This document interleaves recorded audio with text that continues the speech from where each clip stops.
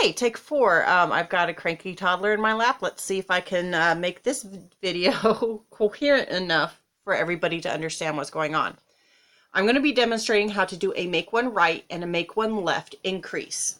This is particularly helpful for raglan style knitting where you're knitting from the top down.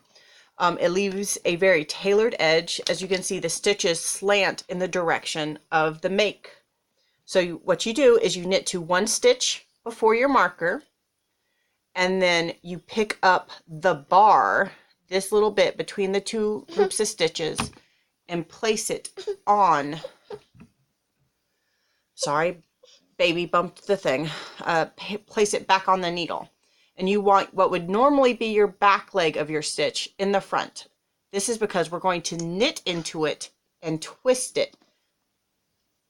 And this causes the hole to close up, and it gives you your extra stitch. I'm sorry, can you see?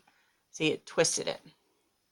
And then we knit the one before the marker, slip the marker, and then knit the one after the marker. Hold on.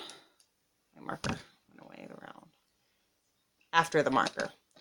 Now you pick up the bar between that stitch and the next and put it on as normal with the leading leg front.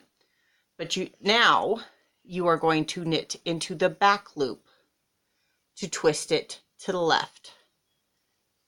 And then you just simply knit to your row, into your row. You might see a baby head in a moment because she is leaning forward and she is just being a goofy little butt. Stop hitting it. So we've knit to the end of our row. Sorry, I split a stitch. And if we fan it out, you can now see where it's slanting out. There are small holes right now, but this is really cheap yarn that I'm using, and it's not the right size needle I'm using for the yarn because it's easier for you to see the big stitches. But say if I decided I wanted to actually make something of this, once it was washed and blocked, those holes would completely disappear. And all you would see is a nice straight row of stitches with slanted stitches coming out either side. Sort of like if you were to seam 2 pieces of striped fabric together with them meeting at a diagonal. If you need further help, or if this video just doesn't cut it, please let me know. I'll make another one, or you can just Facebook me and I will give you one-on-one tutorship of it. All right, thank you for joining me. Bye.